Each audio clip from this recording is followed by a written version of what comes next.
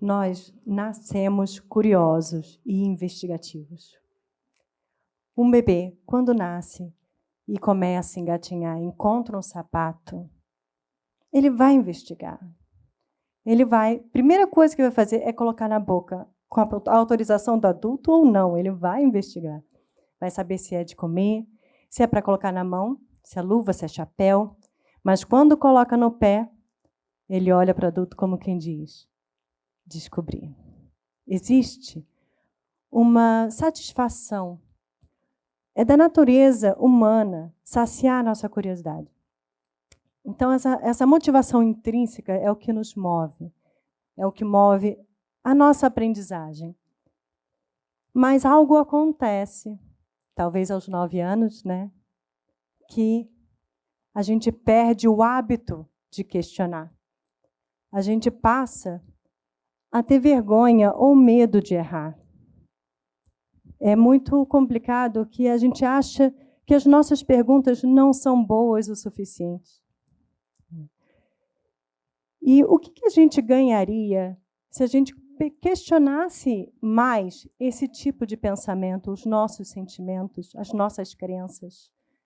O que estamos perdendo ao deixar de questionar a sociedade, uns aos outros? Isso é normal questionar uns aos outros, e tudo bem.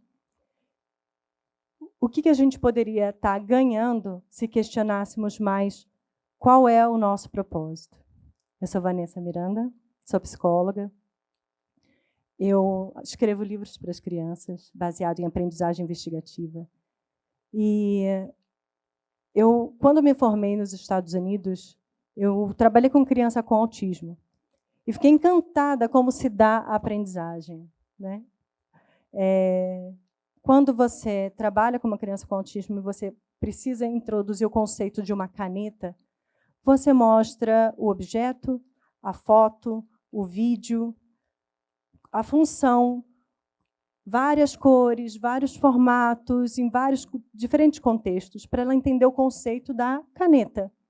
Uma criança neurotípica faz o mesmo processo, só que de forma mais rápida.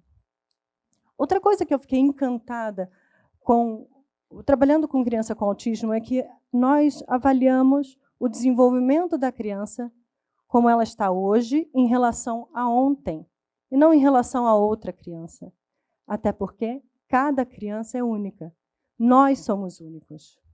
E eu fiquei me perguntando como seria se conseguíssemos olhar para todas as crianças com esse olhar individual, esse olhar especial, tentando entender como que aquela criança pode se desenvolver mais.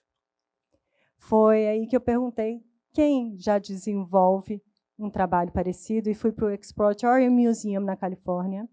Me especializei em aprendizagem investigativa e comecei a inventar experimentos onde a criança é autora da aprendizagem dela.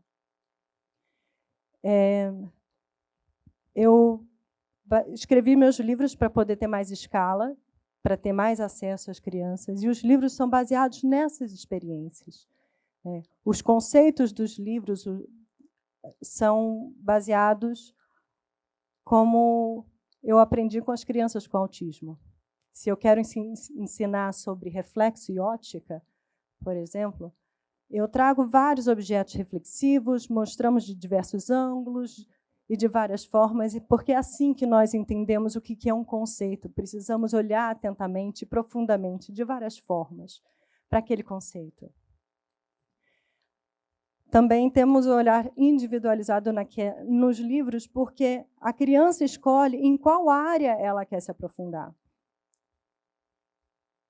Os livros também vêm com objetos onde a criança possa investigar por conta própria, porque a criança precisa questionar o que está escrito. É parte do pensamento crítico, você investigar o que está escrito e não acreditar fielmente que só porque está escrito é verdade. A criança precisa investigar aquele fenômeno, aquele processo e criar esse hábito de realmente questionar o mundo à sua volta.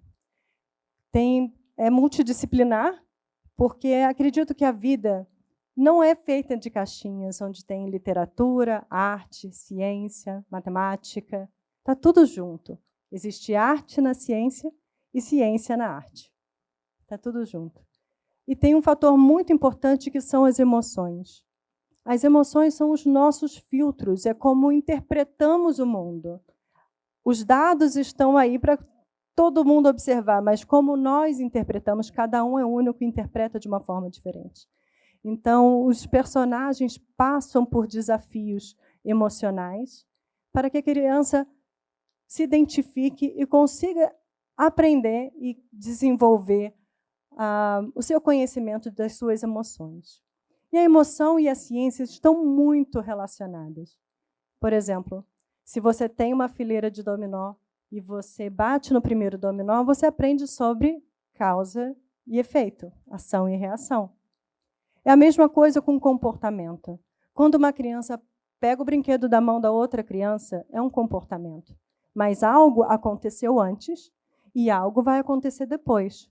Antecedente, comportamento, consequência. O problema é que nós estamos sempre procurando entender o comportamento e a consequência, sem entender o antecedente. Sempre queremos ver as respostas, buscar as respostas, sem entender melhor as perguntas. Então, é importante investigar mais a fundo o que são perguntas.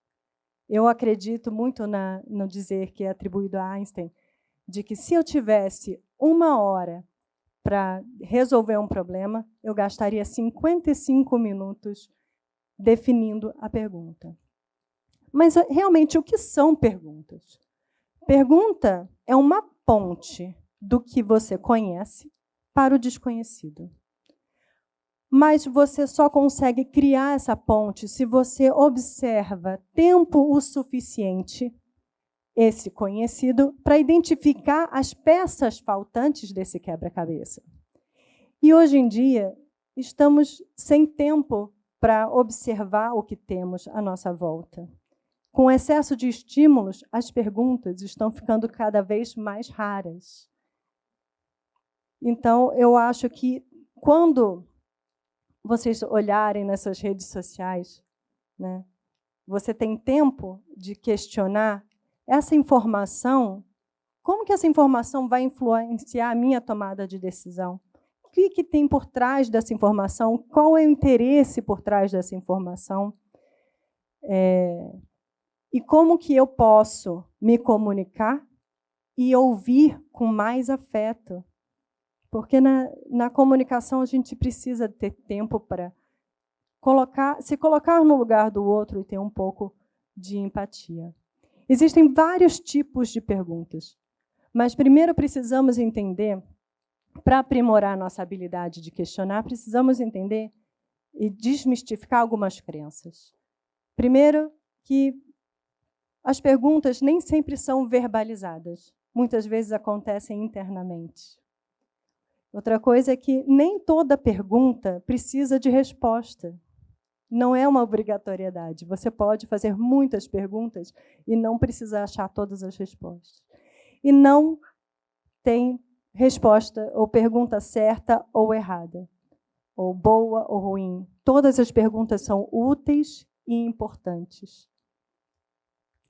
Cada pergunta tem uma forma de resultado, uma maneira de ter resultado. As perguntas fechadas, você tem um resultado de sim ou não, verdadeiro ou falso. Você usa esse tipo de pergunta para ser bem direto e ter uma resposta com o mínimo de dúvidas possíveis. Você é alérgico a frutos do mar? Então, você precisa saber de sim ou não, é importante, né? Não precisa ter dúvida nisso.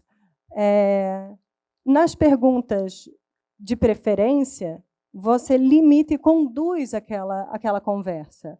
Quando você quer tirar uma criança do parquinho para tomar banho, a gente usa muito a pergunta de preferência, né? Você quer tomar um banho com barquinho de borracha ou com a baleinha? Então, você conduz a conversa. Então, as perguntas são bem úteis se você souber utilizar de uma forma adequada.